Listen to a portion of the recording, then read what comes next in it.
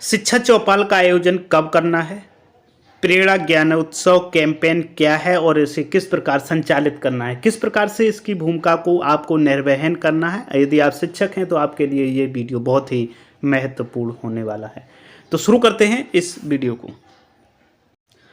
Hello साथियों, नमस्कार। आप देख रहे हैं डेली ग्रो यूट्यूब चैनल और प्रेरणा ज्ञानोत्सव, क्योंकि विद्यालय आपके 1 मार्च से खुलने वाले हैं, जबकि जो कक्षा 6 से 8 तक के विद्यालय हैं वो ऑलरेडी खुल चुके हैं, जबकि 1 से 5 तक के जो विद्यालय हैं वो 1 मार्च से खुलने वाले हैं। इसलिए प्रेरणा ज्ञानोत्सव का आयोजन किस प्रकार से अपने विद्यालय में करें, तो वो सभी दिशा निर्देश इस लेटर में दिए गए हैं। तो शुरू करते हैं और देखते हैं इसको। ये लेटर प्रेषक रेणुका कुमार, अपर मुख्य सचिव उत्तर प्रदेश के द्वारा है। और इसके बाद में सेवा में जिलाधिकारी एवं अध्यक्ष जिला शिक्षा परियोजना समिति समस्त जनपद उत्तर प्रदेश के लिए लिखा गया है। और इसमें जो लिखा हुआ है उसको देखते हैं। तो विषय इसमें दिया, प्रदेश के प्राथमिक और उच्च प्राथमिक विद्यालयों में प्रेरणा ज्ञानोत्सव आयोजित किए जाने के संबंध में। तो इसमें क्या आयोजन करना है उनको अब देख लेते हैं। तो यहाँ पर साफ साफ लिखा हुआ है कि अवगत कराना है कि बेसिक शिक्षा विभाग द्वारा आधारभूत लर्निंग कौशल पर विशेष ध्यान केंद्रित करने हेतु मिशन प्रेरणा का फ्लैगशिप कार्यक्रम संचालित किया जा रहा है। मिशन का उद्देश्य है कि कक्षा 1 से 5 तक के सभी छात्र छात्राओं मार्च 2022 तक आधारभूत लर्निंग के लक्ष्य प्राप्त कर लें। तत्क्रम में बेसिक शिक्षा के प्रभावी क्रियान्वयन हेतु शासनादेश संख्या 114/68-5/2020 दिनांक 28 फरवरी 2020 निर्गत किया गया है, जिसमें कक्षा 1 से 5 के बच्चों में गणित एवं भाषा में अपेक्षित अधिगम सुनिश्चित करने के लिए मिशन प्रेरणा हेतु निम्नांकित फाउंडेशन लर्निंग गोल्स निर्धारित किए गए हैं। ये जो निर्धारण किया गया है गोल्स का, ये ऑलरेडी हम शिक्षकों को प्राप्त हो चुके हैं कक्षा से 1 से 5 तक में, कक्षा 1 में। और मुख्य रूप से यदि बात करें तो पूरे इस ज्ञानोत्सव का जो उद्देश्य है भाषा और गणित के शिक्षण में सुधार लाना। तो कक्षा 1 के लिए निर्धारित सूची में 5 शब्द को पहचान पाते हैं, कक्षा 2 में 20 शब्द प्रति मिनट के प्रवाह से पढ़ लेते हैं अनुच्छेद को, और कक्षा 3 के लिए अनुच्छेद को 30 शब्द प्रति मिनट के प्रवाह से पढ़ लेते हैं। और जबकि कक्षा 4 के लिए छोटे अनुच्छेद को पढ़कर 75% प्रश्नों को सही हल कर पाते हैं, और कक्षा 5 के लिए बड़े अनुच्छेद को पढ़कर 75% प्रश्नों को सही हल कर पाते हैं।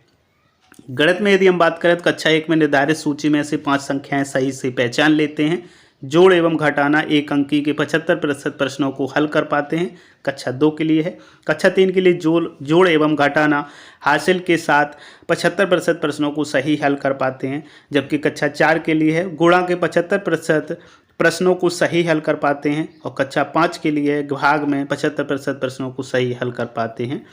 तो ये है। अब इसके बाद में जो ज्ञानोत्सव कार्यक्रम है वो कितने दिन का चलाया जाना है विद्यालय में, उसके बारे में देख ले। तो उल्लेखनीय है कि संप्रति विभाग द्वारा पृथक प्रदेश बनाने के लिए कार्रवाई गतिमान है, परंतु कोविड महामारी के दौरान बच्चों के लिए विद्यालय लंबे समय से बंद होने के कारण उनकी दक्षताओं पर प्रतिकूल प्रभाव पड़ा है। अतः बच्चों को मुख्य धारा से जोड़ने एवं उनकी दक्षताओं को बढ़ाने के लिए विशेष प्रयास किए जाने के दृष्टिगत 100 दिन का विशेष अभियान, यहाँ पर बस ये याद रखना है आपको, जो चलाना अभियान वो 100 दिन का अभियान है। प्रेरणा ज्ञानोत्सव आयोजित किए जाने का निर्णय लिया गया है। इस अभियान के अंतर्गत बच्चों को शिक्षा के मुख्य धारा से जोड़ने के लिए निम्नांकित गतिविधियों को संचालित किया जाएगा। कौन कौन सी गतिविधियाँ होंगी जिनका संचालन करना है? सबसे पहले जो बात है यहाँ पर वो है विद्यालयों को पुनः संचालन, मानक संचालन प्रक्रिया SOP का पालन करते हुए शासन के दिशा निर्देशों के अनुसार विद्यालय का पुनः संचालन किया जाए। उसके बाद में यहाँ पर ये लिखा है ई पाठशाला का संचालन। इसके संबंध में क्या पॉइंट है? कोविड-19 वैश्विक महामारी के दृष्टिगत उत्तर प्रदेश में कक्षा 1 से 8 तक के शिक्षा पा रहे छात्र छात्राओं की शैक्षणिक गतिविधि पर प्रतिकूल प्रभाव ना पड़े, इसके लिए बेसिक शिक्षा विभाग द्वारा मिशन प्रेरणा की ई पाठशाला के अंतर्गत निम्नलिखित गतिविधियों का संचालन यथावत जारी रहेगा। साफ साफ इसमें लिखा है कि जो अभी मिशन प्रेरणा की ई पाठशाला चल रही है वो कंटिन्यू रहेगी, जारी रहेगी। फिर इसमें ये लिखा हुआ है ई पाठशाला के संचालन में प्रत्येक कक्षा और विषय के लिए मासिक पंचांग के अनुसार कक्षावार एवं विषयवार शैक्षणिक सामग्री सप्ताह के प्रत्येक सोमवार, बुधवार और शुक्रवार को व्हाट्सएप ग्रुप के माध्यम से शिक्षकों को साझा की जाएगी। राज्य स्तर से प्रेषित शैक्षणिक सामग्री के अतिरिक्त शिक्षक द्वारा भी मासिक पंचांग के अनुसार शैक्षणिक सामग्री बच्चों को उपलब्ध कराई जाएगी। साझा की गई सामग्री द्वारा बच्चों को अभ्यास एवं हल करने के लिए निरंतर प्रोत्साहित किया जाएगा। उसके बाद में नेक्स्ट जो यहाँ पर पॉइंट है एक और वो क्या है दूसरा, इसमें लिखा है विभाग द्वारा निःशुल्क पाठ्य पुस्तक एवं कार्य पुस्तिकाओं को उपलब्ध कराई जा चुकी हैं। उक्त पाठ्य पुस्तकों पर आधारित राज्य परियोजना कार्यालय द्वारा विकसित वीडियो का प्रसारण दूरदर्शन के माध्यम से किया जा रहा है। कक्षावार प्रसारण देखने के लिए बच्चों अभिभावकों को निरंतर प्रेरित किया जाए। इसके बाद में अब हम बात का अगर करें तो यहाँ पर लिखा हुआ है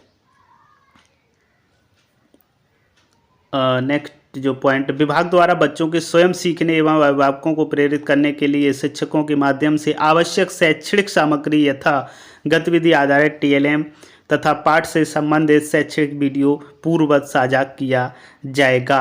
और इसके बाद में नेक्स्ट है शिक्षक और अभिभावक के बीच संवाद स्थापित किया जाए तथा बच्चों के अभ्यास कार्य को व्हाट्सएप के माध्यम से प्राप्त कर अभिभावकों को बच्चों की प्रगति से अवगत कराते हुए फीडबैक प्रदान किया जाए।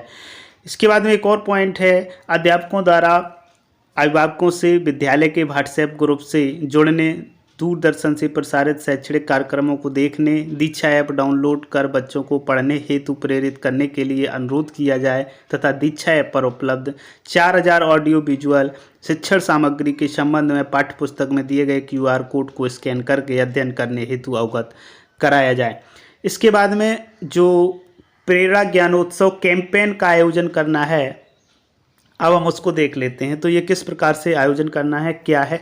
समृद्ध हस्त पुस्तिका द्वारा कक्षा संचालन करना है। नंबर 1 पॉइंट इसमें है विद्यालय खुलने के बाद प्राथमिक कक्षाओं के बच्चों में अपेक्षित अधिगम स्तर को प्राप्त करने के लिए राज्य परियोजना कार्यालय द्वारा विकसित विशेष मॉड्यूल समृद्ध हस्त पुस्तिका पर आधारित रिमीडियल टीचिंग संचालित की जाएगी, जिससे कि बच्चों द्वारा प्रेरणा सूची में निर्धारित दक्षताएं प्राप्त की जा चुकी हैं। समृद्ध हस्त पुस्तिका का प्रयोग करते हुए शिक्षकों द्वारा निम्नांकित बिंदुओं का अनुपालन सुनिश्चित किया जाए। कौन कौन से बिंदु होंगे। नंबर 1 बिंदु इसमें है विद्यालय खुलने के उपरांत समृद्ध हस्त पुस्तिका पर आधारित रिमीडियल शिक्षण करने के पूर्व हस्त पुस्तिका में दिए गए निर्देशों के क्रम में समस्त बच्चों का भाषा एवं गणित का प्रारंभिक आकलन सुनिश्चित किया जाए, जिसे प्रेरणा तालिका में अंकित किया जाए। इसके बाद में प्रेरणा तालिका का समय समय पर ARP और SRG द्वारा प्रमाणीकरण भी किया जाएगा। इसके बाद में तो यहाँ पर समृद्ध हस्त पुस्तिका में कक्षाओं को इस तरह अनुसार 3 समूहों में विभाजित करना है। पहला समूह होगा गणित में कक्षा 1-2 को पहले समूह में रखना है, दूसरे समूह में कक्षा 3-4 को रखना है, जबकि तीसरे समूह में कक्षा 5 को रखना है। भाषा की अगर हम बात करें तो कक्षा 1 को पहले समूह में रखना है, 2 और 3 को दूसरे समूह में रखना है, जबकि 4 और 5 को तीसरे समूह में रखना है। तो इस प्रकार से हमें बच्चों को डिवाइड करना है, समूहों में बांटना है। इसके उपरांत हमें क्या करना होगा उसको देखते हैं। तो बच्चों को अभ्यास का अवसर देने के लिए कक्षा 2 व 3 हेतु भाषा विषय की अभ्यास पुस्तिका विकसित की गई है, जिसे राज्य स्तर से मुद्रण के उपरांत विद्यालयों में अतिशीघ्र उपलब्ध कराई जाएगी। प्राथमिक विद्यालय के शिक्षकों के क्षमता संवर्धन के दृष्टिगत समृद्ध हस्त पुस्तिका पर आधारित प्रशिक्षण भी किया जाएगा। और उसके बाद में अंतिम जो आकलन होगा एंड लाइन असेसमेंट समृद्ध हस्त पुस्तिका द्वारा आधारित रिमीडियल शिक्षण करने के 100 दिन के बाद समस्त बच्चों का अंतिम आकलन सेट 3 परीक्षा के आधार पर किया जाएगा। विद्यालय द्वारा प्रत्येक बच्चे का रिपोर्ट कार्ड तैयार किया जाएगा और अभिभावकों की उपस्थिति में उक्त रिपोर्ट कार्ड बच्चों में वितरित किया जाएगा। परीक्षा के संबंध में विस्तृत निर्देश पृथक से राज्य परियोजना कार्यालय से निर्गत किए जाएंगे। इसके बाद में बात की गई यहाँ पर कुछ गतिविधियों के बारे में। तो गतिविधियाँ क्या कैसे करवानी है। कोविड प्रोटोकॉल के संबंध में उत्पन्न जिज्ञासाओं को दूर करने एवं मिशन प्रेरणा के लक्ष्यों को प्राप्त करने के लिए अभियान मोड में कार्य किए जाने की आवश्यकता है। तत्क्रम में प्रेरणा ज्ञानोत्सव कैंपेन के अंतर्गत निम्नलिखित गतिविधियाँ आयोजित की जाएंगी। सबसे पहली जो गतिविधि इसमें होगी, समस्त विद्यालयों में प्रेरणा ज्ञानोत्सव कैंपेन के अंतर्गत 100 दिन का विशेष अभियान संचालित किया जाएगा। यह अभियान विद्यालय खोलने के प्रथम दिवस से प्रारंभ किया जाएगा तथा 100 दिन का निरंतर चलता रहेगा। और उसके बाद में इसी में एक और पॉइंट है, अभियान को प्रारंभ करने के पूर्व खंड शिक्षा अधिकारी द्वारा सभी प्रधानाध्यापकों की बैठक की जाएगी एवं शिक्षा चौपाल के आयोजन हेतु विस्तृत चर्चा कर कार्य योजना बनाई जाएगी। उक्त कार्यक्रम में ARP SRG एवं शिक्षक संकुल की विशेष भूमिका रहेगी। विद्यालय खुलने के बाद प्रधानाध्यापक द्वारा नवगठित विद्यालय प्रबंध समिति के सदस्यों की बैठक बुलाई जाएगी। एसएमसी की बैठक में विद्यालय संचालन के संबंध में विस्तृत कार्य योजना बनाई जाएगी तथा शिक्षा चौपाल का आयोजन किया जाएगा। तो ये शिक्षा चौपाल क्या है और इसको किस प्रकार से आयोजित करना है, शिक्षा चौपाल, इसको बहुत ध्यान से देने की आवश्यकता है हम टीचरों को। देखते हैं नेक्स्ट पॉइंट में, विद्यालय द्वारा प्रत्येक गांव मोहल्ला में शिक्षा चौपाल का आयोजन किया जाएगा, जिससे एसएमसी के समस्त सदस्य अभिभावक एवं समुदाय के लोग क्रमवार प्रतिभाग करेंगे। तो इसका जो आयोजन होना है वो गांव या मोहल्ला में शिक्षा चौपाल का आयोजन किया जाएगा। प्रेरणा ज्ञानोत्सव के आयोजन हेतु जनपद स्तर पर अधिकारी, जिलाधिकारी की अध्यक्षता में जनपद स्तरीय टास्क फोर्स एवं उप जिलाधिकारी की अध्यक्षता में विकास खंड स्तरीय टास्क फोर्स की बैठक आहूत की जाएगी। बैठक में टास्क फोर्स के सदस्यों अधिकारियों को शिक्षा चौपाल में प्रतिभाग करने हेतु निर्देश दिया जाएगा। और इसके बाद में नेक्स्ट पॉइंट जो और भी महत्वपूर्ण है, जनपद विकास खंड स्तरीय टास्क फोर्स के अधिकारियों, प्राचार्य, डायरेक्टर एवं मंडलीय सहायक शिक्षा निदेशक बेसिक द्वारा इस कैंपेन के दौरान कम से कम 5 गांवों के आयोजित शिक्षा चौपाल में प्रतिभाग किया जाएगा। प्रेरणा ज्ञानोत्सव के सफल क्रियान्वयन हेतु प्राचार्य डाइट की अध्यक्षता में एसआरजी, एआरपी एवं डाइट मेंटर्स की पाक्षिक बैठकें आहूत की जाएंगी। सर्व संबंधित द्वारा प्रत्येक माह कम से कम 10 गांवों में आयोजित शिक्षा चौपाल में प्रतिभाग किया जाएगा। प्रेरणा ज्ञानोत्सव कैंपेन के दौरान उत्कृष्ट कार्य करने एवं लक्ष्यों को प्राप्त करने वाले शिक्षकों को सम्मानित किया जाएगा। उक्त कार्यक्रम के संचालन में मीडिया एवं जनप्रतिनिधियों को भी जोड़कर उनसे इस अभियान में सहयोग प्राप्त किया जाएगा। अभिभावकों को जोड़ने के लिए शिक्षकों द्वारा गृह भ्रमण कर इस अभियान एवं कक्षा रूपांतरण के बारे में अवगत कराया जाएगा, जिससे कि प्रेरणा ज्ञानोत्सव कैंपेन को एक जन आंदोलन के रूप में बनाया जाए।